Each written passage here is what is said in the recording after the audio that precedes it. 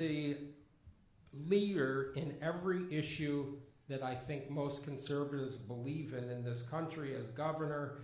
He's tackled all of the important ones, restoring the limits to the government in the pandemic. In fact, as I was advising him in the spring, summer 2020, we flew around Florida and did some press conferences together on opening the schools here, which was quite a treat to see him handle the press, actually. He's been great at storm disasters, protecting children against the gender surgeries, holding teachers accountable to educating core knowledge, really working toward the principles of standard values that parents and their families want in schools, leading on environmental preservation, again, vis-a-vis this meeting, countering ESG hijacking of working Americans' investment by private finance, ensuring election integrity, and more. He, as everyone here knows, was reelected as governor, winning even in the historically Democrat areas like Palm Beach and Miami-Dade County. And I want to mention he's got a great family. His wife, everyone knows here, the First Lady of Florida, Casey DeSantis, and their 2 daughters and their young son. And please welcome Governor Ron DeSantis.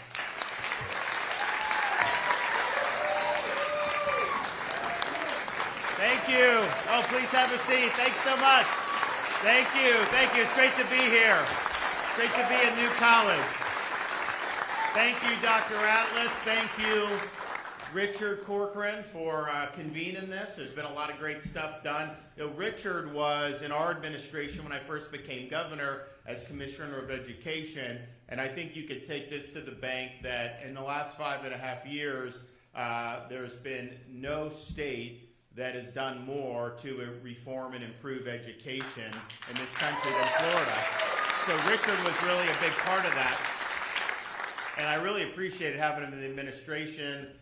We took on school choice. We made sure schools were open during COVID, battling school unions, all this stuff. So it was really, really good. Now, the negative of having Richard in the administration is we do a charity golf tournament every year, the Governor's Cup. We raise a lot of money for charity. We have executive branch people versus the legislative branch people. And although the executive branch always wins handily, Richard doesn't get points for the governor's team. And so I told him, man, you got to start producing. So maybe that was one of the reasons why I decided that we needed him to be here at New College. You know, when I became governor, I remember the Speaker of the House at the time came to me and said, hey, we need to talk about New College. I didn't know what it was. I was like, we need a new college? We have enough colleges in Florida. He's like, no. He's like, no. New college in Sarasota. He's like, I want to shut it down. It's communist, all this stuff. I'm like, what? Let me see. So I look, and I'm looking at this, and I'm looking at the statute saying it's supposed to be the top honors college in the state. How come running for governor, being governor, this never came up? No one was coming to me talking about this or anything. And yes, it was so much about ideology, you know, no accountability, no grades, none of this other stuff. And so, you know, he wanted to just close it. And the legislature, I don't think, really wanted to do that. But I'm just like, look, this is a public institution.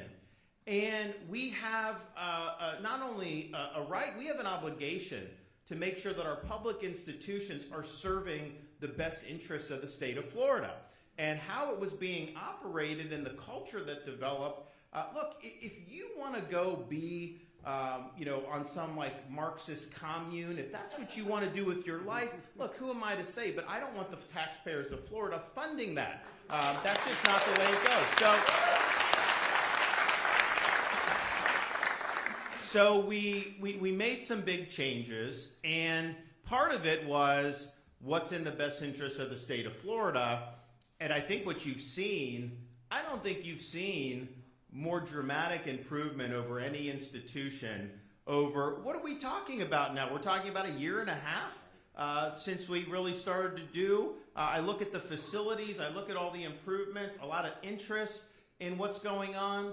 So this is the right thing to do. But the mission is we want a liberal arts education that is rooted in the Western tradition.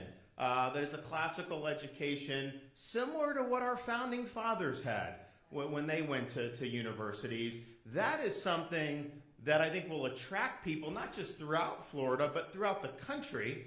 I think there's a lot of parents, especially what you see going on in some of these other university campuses. Now, the insanity in universities is not new, but I think what you've seen since October 7th has brought that to bear in ways that people really can't shake it, because they see how insane this has become, where you have people in the aftermath of babies being executed in ovens, people being raped, and elderly people being beheaded, this really lowest of the low barbarity, and yet these students think that the thing to do is to go out there and to do Hamas. Now, that to me, that was bad enough, but then to think you can commandeer the university, the property, offices, Columbia even held like some janitor hostage, letting the inmates run the asylum doesn't work. So you've seen a sickness in these universities, and I think it's something now that, I mean, I've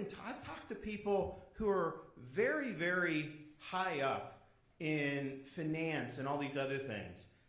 When I was running for governor, they would have never said you're better off at Florida than Columbia or Harvard. They would never have said that. Now they're saying that. People are telling me that. Better to go to Florida. So we basically said when this was coming out, look, you're going to abide by the appropriate code of conduct, and if you don't, you are going to be brought and held accountable. And I think if you try to take over, so I mean, they tried to take over the lawn at Florida State. They turned the sprinklers on. They were gone very quickly. Tried to do it at UF, didn't work. And even beyond university, they tried to take over a street in Miami a couple months ago. Miami PD had all of them dragged off in 15 minutes, which was very good because they were taking over places for hours and hours in other parts of the country. Then, fast forward a couple weeks after that, they tried to take over a road going into Disney World, and the Florida Highway Patrol ejected them in 11 minutes. That's a new world record for getting them off. So you see this, and we've obviously done it much different. But what you're seeing in academia is what happens when leftist ideology infects an institution. It corrupts the institution. And I think back to de Tocqueville talking about how in America you had all these mediating institutions. It used to be like, as a conservative, you're just like, just get government out of the way. We have all these other institutions in society, which we'd rather that be where the action is. The problem is the left infects corporate America. It corrupts it. When it infects academia, it corrupts it. When it infects medical, which Dr. Atlas can tell you about, it corrupts it. When it affects corporate media, it corrupts it. Corporate media has always been left-leaning, but I'd say, when Reagan was president, they had to report the facts. They would try to shade it for sure, and they would but they had to do that. Now, you have the BLM riots, remember a few years ago, and you have a reporter from CNN standing in front of buildings burning, saying that it's a mostly peaceful protest. So the facts are totally out the window. It's ideology. You also saw during COVID, ideology. Scott and I would talk about the data. We had other people like Dr. Bhattacharya, Kaldorf. And look, on March 1st, did everybody have the answers? But after a few months, it was like the data was pretty clear. And yet nobody, very few, would acknowledge it. And I'm just thinking to myself, how am I as a governor looking at this, seeing this clearly, and these people aren't? It's not because these people were not smart enough to understand that, because it was easy to understand. It was because the ideology had trumped evidence-based science with respect to COVID. There was an agenda, and they were playing on a team. And you saw the corruption in that. You've seen the corruption. Dr. Atlas mentioned the mutilation of minors. That is not consistent with the Hippocratic Oath to do no harm, to cut off somebody's private part who's 14 years old. And yet that has been something, and not very many Western countries have indulged in this. Only here you see this really going. That's a corruption of the medical establishment. Yeah, I was over in Britain last year, and I was talking to one of the members of parliament, and she said to me, she's like, we're fighting all this woke. You guys are the ones that are importing it over to the UK. Like, it's not starting here. It's an American thing. So you see institution after institution. Criminal justice system, New York City, and how they do. Like, you pursue some of these charges against well-known politicians while at the same time letting criminals go free for all these things, which they have done over many, many years. It's just rotten. And so, but a lot of that is the root of having ideological capture of these institutions. So I think it's been something in Florida we fought across the board. We fought ESG. We fought and defeated Disney when it came to the education of youth and making sure that parents had rights. We have fought this in the criminal justice system. We had two ideological prosecutors who weren't following the law, one in Tampa, one in Orlando. I removed them from their posts. And people are safer as a result of that. Of course, we bucked the consensus on COVID. And, Florida, when COVID started, we were doing well as a state. Most people would have preferred to live in Florida than the governments of California, New York, Illinois, then for sure. But the contrast in how we handled COVID versus them, it has sparked a massive infusion of people, investment, businesses like this state or really any state has ever seen. And that would not have happened had we just kowtowed to whatever the prevailing orthodoxy was. So we do, and we did. But I think the root of all that, and then you see some of this other stuff that happens in corporate America. When I was, I grew up in the Tampa Bay area. I was a public school kid, and I go to Yale, and I had never been to New England in my life, and it was a culture shock. Like what some of these people were saying, some of the professors, all this stuff. But I always told myself, I'm like, it doesn't bother me because when you get out into the real world, none of this stuff will fly. I was like, you're not going to be able to just do that. There's going to be a reality that bites. And that's what kind of I thought. Fast forward now 20-some years later, honestly, I think the joke was on me because these folks did get jobs in corporate America. They moved up the ladder, and then they've done a lot of really stupid things. I mean, corporate America funded the BLM riots of 2020. They poured all kinds of money in these organizations, and I can tell you that money was being pocketed and fleeced. Who would have said that was a good idea to do some of these things? Some of the stuff that they've done to indulge in ESG and all these other things, has really, really been nuts. Think about when Georgia did their election bill in 2021. Major League Baseball moved the All-Star game out of Atlanta. Why? Just because there was an eruption and a moral panic on social media and with corporate press. So then they kowtowed and did that. Oh, by the way, they're now bringing it back to Atlanta this year. They haven't apologized, but somehow that voting law was too bad to have it in 21. But that exact same voting law is fine to have it in 2025. Go figure. So you see all this. And how is this happening where all this stuff's open borders? To me, is a very ideological posture that people are taking. How does all this happen? I think the root of it really goes back to the corruption of universities and academia. I think that has been the foundation that has put a lot of the toxicity and the ideology out into various arteries in our society. And it has created a situation where if you're willing to fight back against that, like we are in Florida, you can thrive. But if you're not, you are not going to do well as a state or as a country. So getting it right in the universities is really, really important. And nobody's done more, no state has done more than we have here in the state of Florida to ensure that our universities are not about ideological indoctrination, but they're about the classic mission of a university, the pursuit of truth, making sure that students are taught how to think, how to engage, how to have their assumptions questioned. One of the things that I don't like about some of the formerly elite universities is they produce a lot of students that have never had their assumptions challenged. There's a lot of groupthink about that. That's not a rigorous education. You should have to defend positions. You should have to argue other points of view and back and forth. So we really believe in the classic mission of higher education. We've taken great strides in ensuring that this is coming into a reality. And some of it is just making sure that we're not allowing campuses to descend into the anarchy that you've seen in some of these areas. And someone said to me the other day, like, yeah, you're so lucky in Florida, that your universities haven't allowed them to become like Columbia or Harvard or something. I'm like, it isn't luck. I was like, it isn't luck.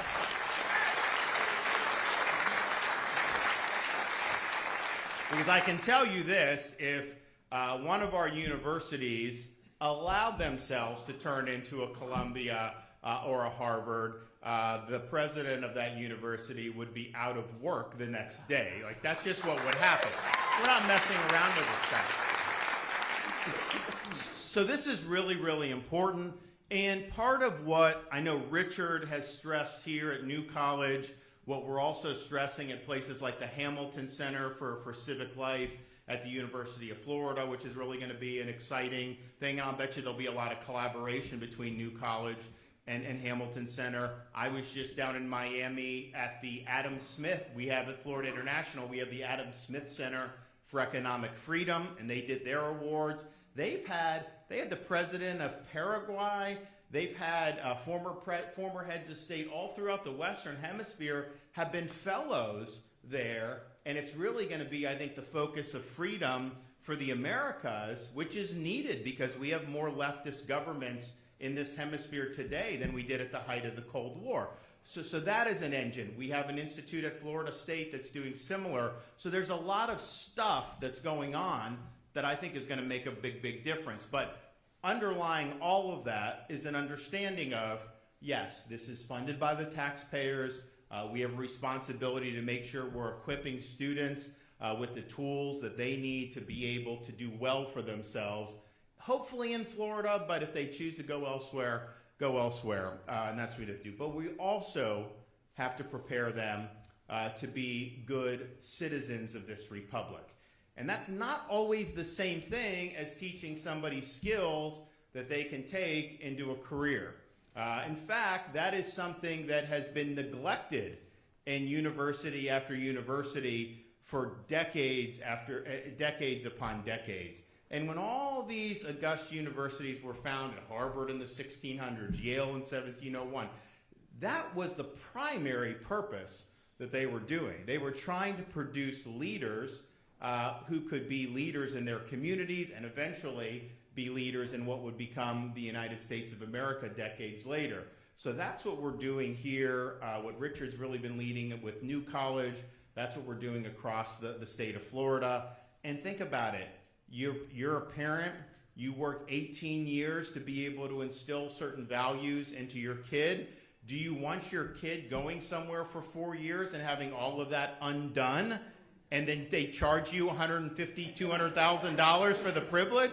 No, you don't want that. So you have an ability, particularly Florida residents, where you could go to a place like New College, University of Florida, these schools, in-state tuition's like $6,300.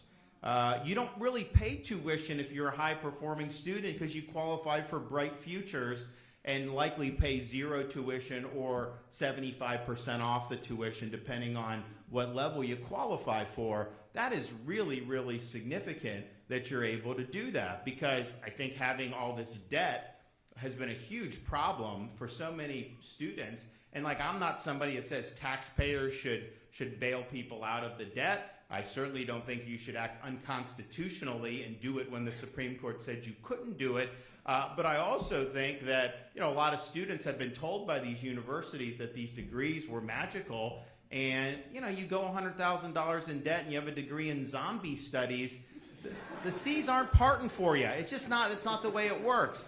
So we're doing it in a way that's really accessible for folks. And with tuition being where it is, and we have not raised tuition since I've been governor, and many years before that. So I think it's been 10 years the state of Florida has kept tuition in place.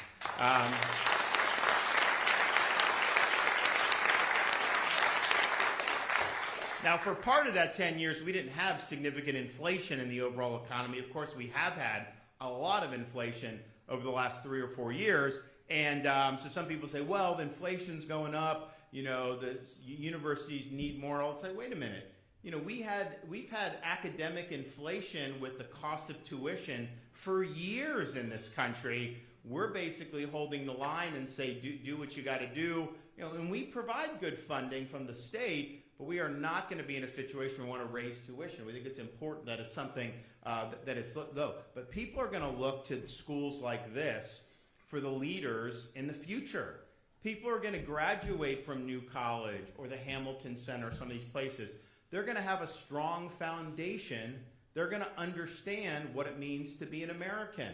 They're going to understand the foundations of this country. They're going to be able to apply that, not just as citizens, but as leaders, whatever vocations they may. And some of them may even end up being involved in some type of elected office or being involved in the administration of government itself. You're going to be well equipped to be able to do that. So I think this is a really important conference. I know you guys have had a lot of great speakers. It's saying something that you can get so many people to come here. There's a vibrancy of what's going on here in Sarasota. Look, when I found out we had a chance to make this something special, I jumped at the opportunity because I'm thinking to myself, okay, if you're a family in like Arizona and you really want to have classical education, would you rather visit Michigan in January or Sarasota in January?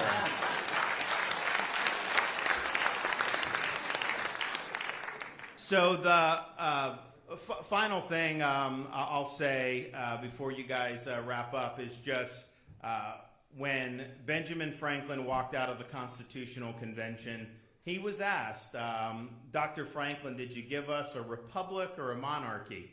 And his answer was, a republic if you can keep it. They knew you can have the best constitution in the world, you can have the best Declaration of Independence in the world. These things do not run on autopilot. They require every generation of Americans to step up and fight for freedom and defend freedom when it's threatened. And sometimes that may mean put on a uniform, risk your life, and even give the last full measure of devotion for service to this country. But a lot of what it means to keep a republic, and I would say reclaim the republic, given where we are now, is having good citizens who understand America's unique role in human history, who understand the values that our founders articulated that are enduring to this day, and who are able to lead in their communities in ways that will put those values at the forefront. So you have my appreciation for all the hard work that you're doing in terms of everything that we've done here in New College and in higher education writ large. We've had a lot of great feedback.